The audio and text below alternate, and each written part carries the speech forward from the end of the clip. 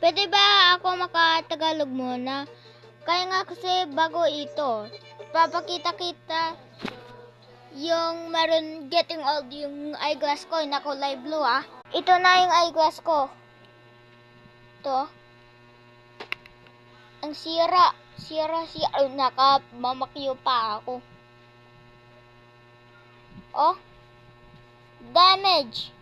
Andiyan yung ano. Yan oh. Nakatanggal. Kaya nga pala nakatanggal yun. Nahulog ko na. Tapos nakuha ko, screws nakatanggal at nahulog yung isang piece. Yan yun.